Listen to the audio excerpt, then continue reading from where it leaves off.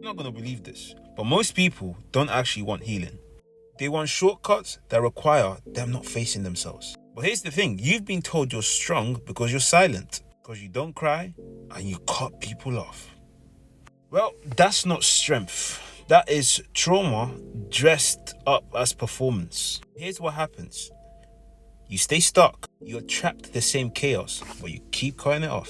Keep calling it bad luck or miserable market when it's really you.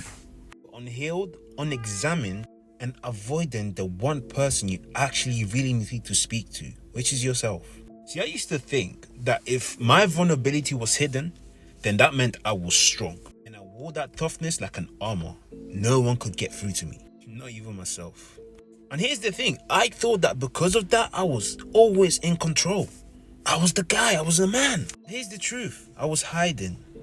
Every boundary was me ducking and diving from the real responsibility of having to actually have a conversation with myself. Every standard was a fear that I did not face. The day I got honest and I realized that I didn't even know who I was, that's when things started to change. Because that's the truth, I was pretending.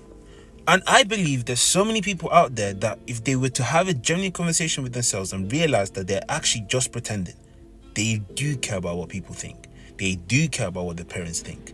In fact, they're very insecure about who they are. They just pretend to be this strong, firm, independent person. They could actually start looking at building real strength. Because whatever you've got right now isn't it. I cried, I cracked, but I didn't run. I stood right there, tears on, and I said, me and you are gonna have this conversation, whether you like it or not. And that's when my real strength journey began, because I was no longer running from anything, not even myself. You cannot be strong unless you were vulnerable first. The vulnerability is the price of strength. The next time you need a social media break or you need to heal, don't post it. Do this instead. Sit with yourself and ask yourself, what am I really avoiding? That's holding me back and causing me to feel this type of strain.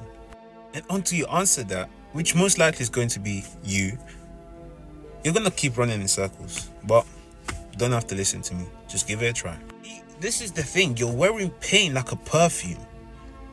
And everyone can smell it. It's a strong stench. You want peace. Here's the price. You sit with yourself. You sit in the mess and you start putting those shells together and take off the mask. Doesn't work otherwise.